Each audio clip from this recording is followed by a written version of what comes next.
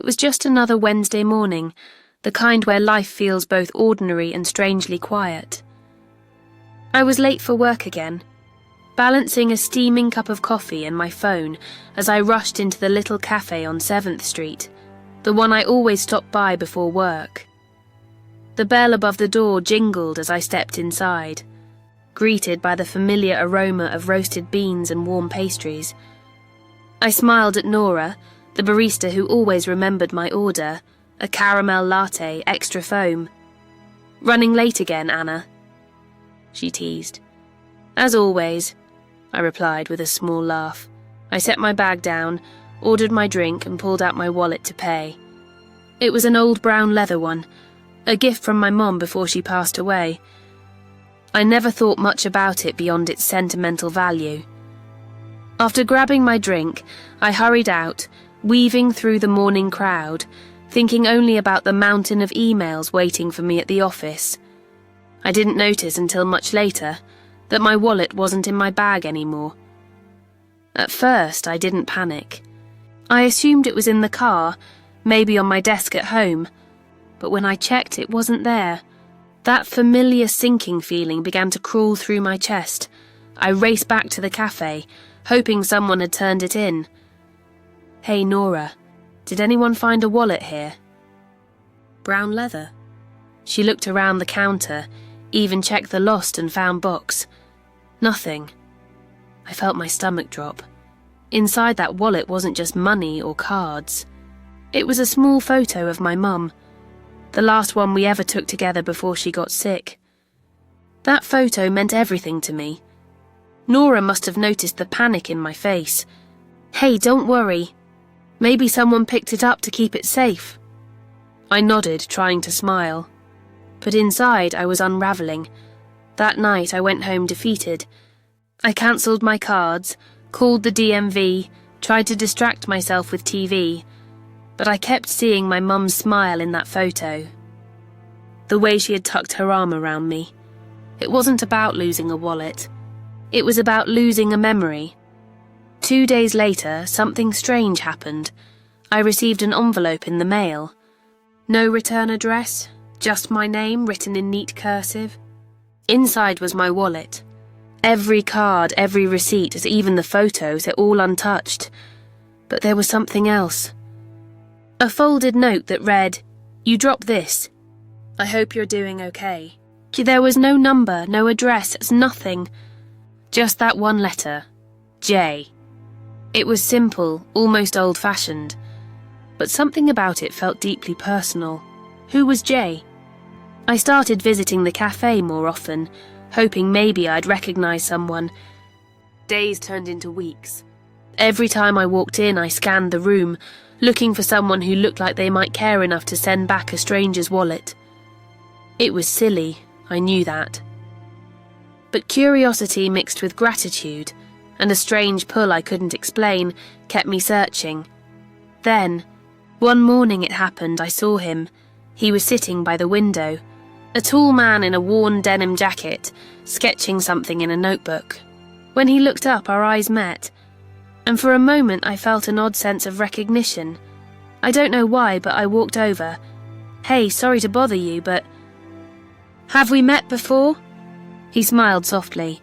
"Maybe. You're the one who leaves her wallet behind, right?" I froze. "It was you," he nodded. "Yeah. You had your driver's license in there, so I mailed it back. Didn't want to invade your privacy." I laughed nervously. "I don't even know how to thank you. You could have just left it there." He shrugged. "Everyone loses things. Sometimes it's nice to return them." We ended up talking for almost an hour. His name was Jack. He was an artist, quiet, observant, the kind of man who saw details most people missed. When I finally checked my watch, I realized I was late for work again. "Guess some things never change," I said, smiling. He grinned. "Guess not." Over the next few weeks, we started bumping into each other, or maybe we were both just showing up on purpose. Sometimes we'd sit together, sharing small talk that turned into laughter, and laughter that turned into something softer, deeper, He told me he'd once worked in finance but quit after his father passed away suddenly.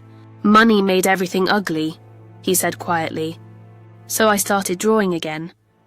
Something about that honesty drew me in. One day, as rain drummed softly outside the cafe window, he asked, "You ever feel like life gives you signs, but you're too scared to follow them?" I looked down at my coffee and said, "Yeah, I ignored a lot of them once, and it cost me." He smiled knowingly. "Maybe you found your sign again." I didn't answer, but my heart did. Months passed. Jack and I became inseparable. We went from sharing coffee to sharing stories, from exchanging smiles to sharing silence comfortably. But just when everything felt perfect, life decided to test me again.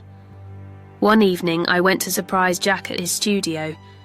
He'd mentioned wanting to show me his new art piece, but when I got there, the door was slightly open. Inside, I found dozens of drawings, of me, different poses, different days, different moods, sitting by the cafe window, smiling at my phone, lost in thought. It was like he'd captured every moment since we met. My breath caught. "Jack?" I whispered. He stepped in behind me. "I was going to tell you," he said softly. "You were my muse long before I knew your name. At first I didn't know how to react. It was overwhelming, intimate in a way that made me both flattered and scared." He continued, "When I found your wallet, I didn't just see your photo. I saw someone who looked like they'd lost more than just an object. I don't know. It made me want to draw again." I turned to face him. His expression was raw, unguarded, and for the first time in years I realized I wasn't scared of being seen anymore. We fell in love slowly, quietly.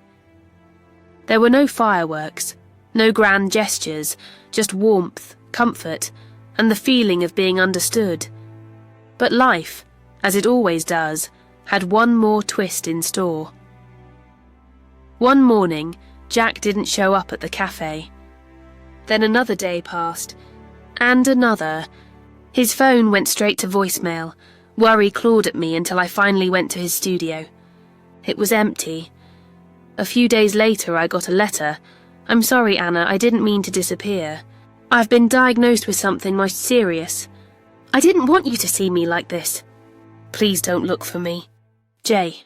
My heart broke, but this time I wasn't going to lose something precious again. I found the hospital he'd mentioned once, 2 towns away, and I went. When I walked into his room, he looked frail but smiled when he saw me. "I told you not to come," he whispered. "And I told you, I don't lose things twice," I replied, holding his hand. We spent weeks there together, talking, laughing, painting. He even taught me how to sketch. When he finally recovered enough to go home, we moved in together. Our love wasn't perfect, but it was real. Born from a lost wallet and a chance meeting that neither of us saw coming. Years later, I still have that same wallet. It's worn out now, but I keep it because it reminds me that sometimes losing something is just another way for life to give something back. And every morning, when I sip my coffee, Jack still teases me about running late. Only now, he kisses me before I go. Sometimes the smallest moments, like leaving a wallet behind, can change your entire story. Life doesn't always give you warnings. It gives you chances disguised as accidents.